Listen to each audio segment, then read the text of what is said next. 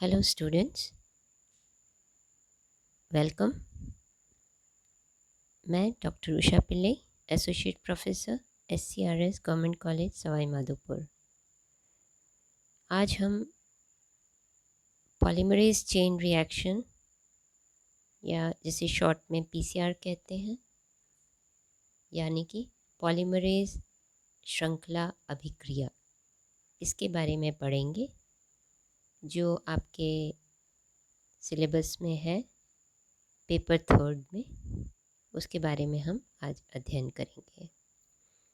Polymerase chain reaction या polymerase श्रृंखला अभिक्रिया, ये होती क्या है? What is PCR? PCR होता क्या है?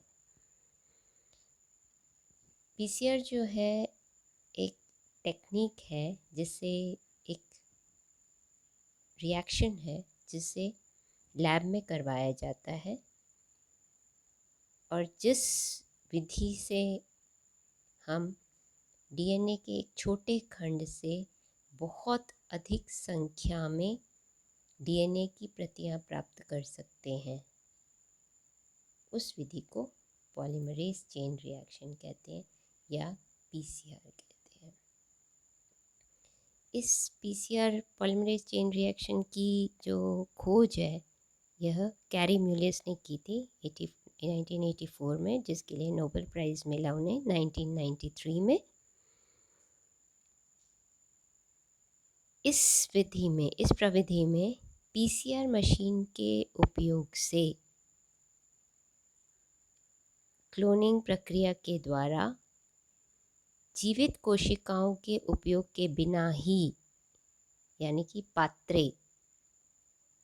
जीनोम के चयनित DNA की अनुक्रम की एक प्रति से मात्र कुछ ही घंटों में अरबों प्रतियां प्राप्त की जा सकती है। मतलब इसमें कोशिका इस्तेमाल नहीं होती है, और ये जो टेक्निक है यह इन विट्रो पात्रे तकनीक है, जिससे DNA की एक प्रति से कोई भी इच्छित DNA जो है उसकी एक प्रति से बिलियंस में, यानी कि अरबों प्रतियां प्राप्त की जा सकती हैं कुछ ही घंटों में।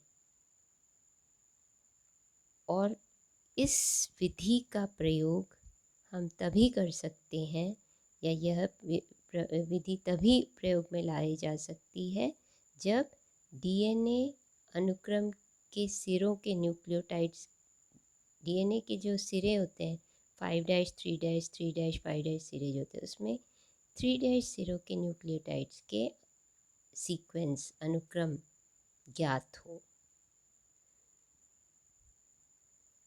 प्रिंसिपल ऑफ PCR, किस सिद्धांत पर PCR या पॉलीमरेज श्रृंखला अभिक्रिया होती है? इसमें इच्छित DNA या DNA ऑफ इंटरेस्ट जो है उसको दो अलग अलग एकल सूत्रों में अलग किया जाता है। इन दोनों एकल सूत्रों को एक प्राइमर से जोड़ा जाता है अलग अलग, और यह फिर एक टेम्पलेट की तरह कार्य करता है नए DNA सूत्र के संश्लेषण में। और इस प्रक्रिया को बारंबार दोहराने से DNA की कई प्रतियां प्राप्त होती है। जैसे ये एक DNA है, द्विसूत्री DNA है। पहले चक्र में, फर्स्ट साइकिल में, ये पहला साइकिल है जिसमें एक DNA से 2 DNA मिले। लेकिन जो नया DNA जो बनेगा उसमें एक सूत्र पुराने DNA का होगा और एक नया बनेगा। तो पहला चक्र पूरा होने पे उससे पूर्व वाले चक्र में जितने DNA थे उसके दुगने उसमें पाए जाएंगे। शुरुआत हमने एक DNA सूत्र से करी, पहला चक्र पूरा होने पर 2 DNA के सूत्र पाए जाएंगे, 1 और 2। ये दूसरी साइकिल कंप्लीट हुई, तो पहली साइकिल में 2 सूत्र थे, अब कितने होंगे? 1 2 3 4, 4 सूत्र उपस्थित है। तीसरे साइकिल के पूरे होने पर 8, इससे पहले 4 थे, अब 8 होंगे। और चौथा साइकिल पूरे होने पर 16 डीएनए के सूत्र। इस तरह से पहले वाले से की तुलना में अगले वाले में दुगने डीएनए के सूत्र पाए जाएंगे। पॉलीमरेज श्रृंखला अभिक्रिया के लिए जो आवश्यक चीज़ें चाहिए, जिन चीज़ों की रिक्वायरमेंट है, जिन चीज़ों की आवश्यकता है ये पॉलीमरेज चेन रिएक्शन के लिए, वे हैं टारगेट डीएनए यानी कि इच्छित डीएनए। टारगेट डीएनए यानी कि आप जिस डीएनए की का आवर्धन करना चाहते हैं, जिस डीएनए खंड का आपको आवर्धन करना है, उसे टारगेट डीएनए कहते हैं, वो आवश्यक है। दूसरा, 2 प्राइमर जो होते हैं वो चाहिए होते हैं, और ये प्राइमर जो है डीएनए सूत्र के 3' सिरे पर के पूरक होने चाहिए, कॉम्प्लीमेंट्री होने चाहिए। इन प्राइमर्स की लंबाई 17 से 30 क्षार युग्म लंबे होने चाहिए। तीसरी चीज़ जो आवश्यक है वह है 4 प्रकार के न्यूक्लियोटाइड्स, यानी कि deoxy adenosine triphosphate, deoxycytidine triphosphate, deoxy guanosine triphosphate, deoxythymidine triphosphate. ये चारों प्रकार के, इन्हें बोलते हैं deoxy nucleotide phosphates. Deoxy nucleotides ये आवश्यक होते हैं। चौथा इम्पॉर्टेंट चीज़ है डीएनए पॉलीमरेज, और वो भी कैसा? ताप स्थिर, थर्मोस्टेबल, जो कि उच्च तापमान को सहन कर सके। 90 से 98 डिग्री टेम्परेचर को जो झेल सके, जो टॉलरेट कर सके, जिस पे वो नष्ट नहीं हो, ऐसा ताप स्थिर डीएनए पॉलीमरेज होना चाहिए। इसके अलावा बफर सॉल्यूशन और मैग्नीशियम आयंस, डाइवेलेंट कैटायंस की आवश्यकता होती है।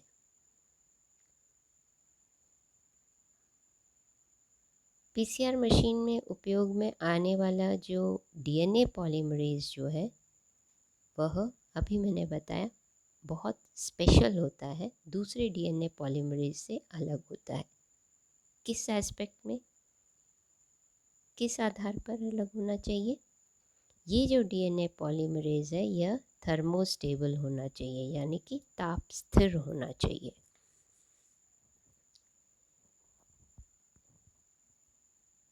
जो कि नए डीएनए के संश्लेषण में सहायक हो। थर्मोस्टेबल डीएनए पॉलीमरेजेस, ये जो ताप स्थिर डीएनए पॉलीमरेज है, जैसे टैक डीएनए पॉलीमरेज जो कि थर्मस एक्वेटिकस बैक्टीरिया से प्राप्त होता है, जीवाणु से प्राप्त होता है। दूसरा पीएफयू, पायरोकोकस फ्यूरियोसस, और वेंट डीएनए पॉलीमरेज जो थर्मोकोकस लिटोरैरिस से होता है। पीएफयू और वेंट जो है टैक पॉलीमरेज की तुलना में अधिक प्रभावकारी होते हैं। ये पॉलीमरेज जो है इन्हें थर्मोस्टेबल डीएनए पॉलीमरेज कहते हैं। ताप स्थिर, उच्च ताप स्थिर डीएनए पॉलीमरेज कहते हैं, क्योंकि ये 90 से 98 डिग्री सेल्सियस तापमान को सहन कर लेते हैं, उस पे भी ये नष्ट नहीं होते। अब हम पढ़ेंगे पीसीआर के स्टेप्स, यानी कि इस तकनीक के प्रोसीजर, विधि क्या है। ऊपर जो हमने इससे पहले जो पढ़ा कि क्या क्या चीज़ें, क्या क्या रिक्वायरमेंट चाहिए होती हैं, तो उन सभी चीज़ों को मिला के अभिक्रिया मिश्रण बनाते हैं और उसके बाद शुरू होता है स्टेप बाय स्टेप डीएनए का संश्लेषण, जिसमें सबसे पहला स्टेप है डीएनए का डीनेचुरेशन, यानी कि विकृतीकरण चरण। इसमें क्या करते हैं, डीएनए को 92 से 94 डिग्री सेल्सियस तक गर्म करते हैं, जिससे डीएनए के दोनों सूत्र जो हैं, ये डीएनए है 5'3' 5'3', 92 डिग्री पे गर्म करते हैं। डीएनए के दोनों सूत्र एक दूसरे से अलग हो जाते हैं, सेपरेट हो जाते हैं। ये पहला सूत्र, ये दूसरा सूत्र, दोनों सूत्र एक दूसरे से अलग हो गए। इसीलिए इसे डीनेचुरेशन या विकृतीकरण चरण कहते हैं। इसमें ये इस पीसीआर टेक्निक का पहला चरण है। दूसरा स्टेप है एनीलन चरण, एनीलिंग स्टेप। जैसे जैसे पीसीआर के मिश्रण को हम ठंडा करते हैं, पहले स्टेप में हमने उसे गर्म किया, दूसरे स्टेप में अब हम उस मिश्रण को ठंडा करते हैं। तो इस एकल सूत्र डीएनए युक्त मिश्रण को हम 40 से 60 डिग्री के बीच में ठंडा करते हैं। लगभग 55 डिग्री सेल्सियस पर इसको हम लगभग 55 डिग्री सेल्सियस पर हम इसको गर्म करते हैं। इससे क्या होता है, जो मैंने पहले बताया कि प्राइमर्स का इस्तेमाल होता है, तो दो प्राइमर्स जो डीएनए के 3' एंड के पूरक, ये 3' एंड डीएनए का, ये 3' एंड, तो डीएनए के दोनों सूत्रों के 3' सिरे के किनारे पर उपस्थित क्षार क्रमों के पूरक होते हैं ये प्राइमर्स। तो क्या करते हैं, एकल सूत्री डीएनए युक्त मिश्रण को ठंडा करते हैं 40 से 60 डिग्री के बीच में, लगभग 55 के आसपास, जिससे दोनों प्राइमर डीएनए खंड के 3' सिरों पर अपने पूरक क्रमों से युग्मित हो जाते हैं। ये ऊपर वाले सूत्र का डीएनए का 3' सिरा, यहाँ पे ये प्राइमर जुड़ गया। ये दूसरा सूत्र, इसका 3' सिरा ये रहा, यहाँ पे ये दूसरा प्राइमर जुड़ गया। तो ये स्टेप जो कहलाता है एनीलन चरण कहलाता है, एनीलिंग स्टेप कहलाता है। तीसरा स्टेप है डीएनए सिंथेसिस स्टेप या डीएनए एक्सटेंशन स्टेप। डीएनए का एक्सटेंशन हो रहा है, डीएनए का विस्तारीकरण हो रहा है। इस स्टेप में डीएनए जो मिश्रण है उसको, उसका तापमान लगभग 70 या 75 के बीच में, 70 अप्रॉक्स मान लीजिए 75 डिग्री सेल्सियस तक रखते हैं। इसमें क्या होता है कि जो टैक डीएनए पॉलीमरेज है, ये डीएनए का एक सूत्र, ये डीएनए का दूसरा सूत्र। इससे पहले वाले स्टेप में 3' सिरे पर ये प्राइमर जुड़ गया, यहाँ पे ये प्राइमर जुड़ गया। अब ये तीसरा स्टेप जो होता है, जिसमें विस्तारीकरण होता है, डीएनए एक्सटेंशन होता है या डीएनए का संश्लेषण होता है, वह एक थर्मोस्टेबल या ताप स्थिर डीएनए पॉलीमरेज की मदद से होता है, जिसे टैक डीएनए पॉलीमरेज, ये देखिए टैक डीएनए पॉलीमरेज इस प्राइमर के 3' सिरे पर जुड़ जाते हैं और फिर इसके आगे डीएनए का नया सूत्र बनाते हैं। किस आधार पर, जो पहले वाले सूत्र के डीएनए हैं उसके क्षार क्रमों के पूरक क्षार क्रम सामने लगते जाते हैं और डीएनए का नया सूत्र ऐसे ऐसे ऐसे ऐसे बनता जाता है, कंटिन्यूस बनता जाएगा। यहाँ पे ये इस तरीके से डीएनए का नया सूत्र बनता जाएगा। इन इन न्यूक्लियोटाइड्स, डीऑक्सी न्यूक्लियोटाइड फॉस्फेट्स का इस्तेमाल करके पहले वाले इस इस वाले सूत्र के क्षार क्रमों को के कॉम्प्लीमेंट्री पूरक क्षार क्रम यहाँ इसके सामने जुड़ते जाएंगे और इस तरह से नया सूत्र बनता जाएगा। तो डीएनए सूत्र के डीएनए सूत्र के पूरक लड़ी का कॉम्प्लीमेंट्री स्ट्रैंड का निर्माण इस स्टेप में टैक डीएनए पॉलीमरेज द्वारा होता है। टैक पॉलीमरेज जो है उसको मैक्सिमम इष्टतम तापमान जो है उसकी क्रिया के लिए वो 70 से 75 डिग्री सेल्सियस होती है, जिसमें वह अपनी मैक्सिमम एक्टिविटी शो करता है। एक्सटेंशन के बाद डीएनए का एक्सटेंशन हुआ, उसका रिजल्ट क्या है? हमने शुरुआत की थी एक डीएनए सूत्र से।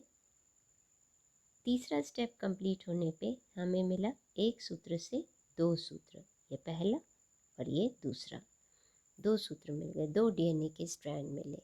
तो ये तीनों स्टेप मिला के विकृतीकरण, एनिलीकरण और तीसरा विस्तारीकरण, इन तीनों स्टेप को मिला के एक साइकिल पूरी होती है। पीसीआर की पॉलीमरेज चेन रिएक्शन का एक साइकिल कंप्लीट होता है। अब इसका दूसरा साइकिल शुरू होगा। थर्ड स्टेप के पूरा होने पर फर्स्ट साइकिल तो कंप्लीट हो गया, इसको फर्स्ट साइकिल को एक साइकिल को कंप्लीट होने में 3 to 5 मिनट्स लगते हैं, 3 से 5 मिनट का समय लगता है। इसके बाद वापस पुनः इन दोनों सूत्रों का वापस पहले फर्स्ट स्टेप जैसा पहले स्टेप में हुआ डीनेचुरेशन होगा, यानी कि ये दोनों सूत्र एक दूसरे से अलग होंगे, इसके दोनों सूत्र अलग हो जाएंगे, इसके दोनों सूत्र अलग हो जाएंगे। तो मतलब अगेन विकृतीकरण चरण, फिर उन दोनों सूत्रों के आगे चार सूत्र एक अब हमें मिलेंगे, चार एकल सूत्र। चारों एकल सूत्र के 3' सिरे पर प्राइमर जुड़ेंगे, यानी कि एनीलिंग स्टेप, एनीलीकरण चरण। फिर तीसरा स्टेप, चारों सूत्रों के प्राइमर के 3' सिरे से डीएनए के नए सूत्र का संश्लेषण। तो तीसरा स्टेप पूरा होने पे हमें इन दो डीएनए सूत्रों से कितने डीएनए के सूत्र मिलेंगे? 4, इसके डबल। तो जैसे पहले चक्र के संख्या की दुगनी हो जाती है, कब? तीसरा चरण पूरा होने पे, थर्ड स्टेप पूरा होने पे। तो हर साइकिल में पिछले साइकिल की तुलना में दुगनी डीएनए की संख्या होती है। पीसीआर चक्र जो है वह 60 चक्रों तक किया जा सकता है और प्रत्येक चक्र की समाप्ति पर डीएनए के प्रतियों की संख्या पहले उपस्थित प्रतियों की तुलना में दुगनी होती है।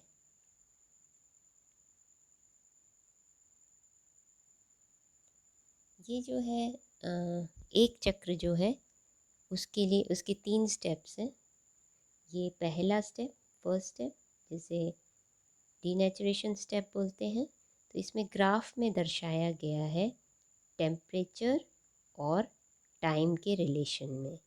मतलब इतने टेम्परेचर पे डीनेचुरेशन होता है, डीनेचुरेशन के लिए कितना समय लगता है, उसके बाद टेम्परेचर को कम कर देते हैं 40 से 60 डिग्री के बीच में, अप्रॉक्स 55 डिग्री टेम्परेचर, जिस पे एनिलीकरण होता है।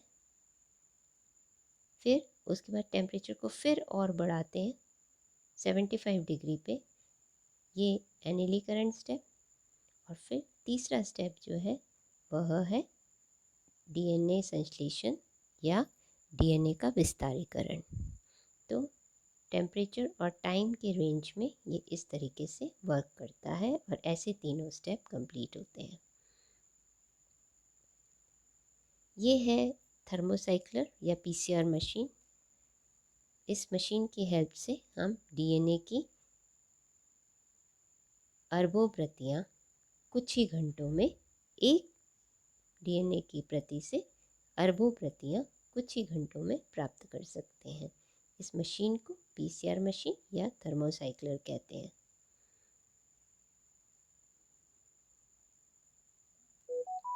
इसमें ये है डीएनए के संश्लेषण में थर्मोसाइक्लर के में इस्तेमाल होने वाले 3 स्टेप्स। ये पहला स्टेप डीनेचुरेशन जो कि 94 डिग्री सेल्सियस पर। दूसरा एनिलीकरण 55 डिग्री सेल्सियस पर। और तीसरा विस्तारीकरण जो 72 से 75 डिग्री सेल्सियस पर होता है। उसका साइकिल बताया हुआ है। अब डीएनए के एप्लीकेशंस, पीसीआर टेक्निक के एप्लीकेशंस, इसके अनुप्रयोग। इसका इस्तेमाल पादप रोगकारी जंतुओं के डायग्नोसिस में, पादपों में रोग कारक कौन होते उनके पहचानने में यह सहायक होता है। इसके अलावा यह सूक्ष्म जीवों द्वारा होने वाले रोग, जैसे आजकल जो चल रहा है कोविड-19, उसके कोरोना के जांच में पीसीआर मशीन के द्वारा कोरोना की जांच की जाती है। टीबी, एड्स, इसमें इसका इस्तेमाल होता है। तीसरा जो है वह है माँ के गर्भ में बच्चे को होने वाली आनुवांशिक बीमारियाँ, उनका पता पहले से ही लगाया जा सकता, माँ के गर्भ में ही पता लगाया जा सकता है।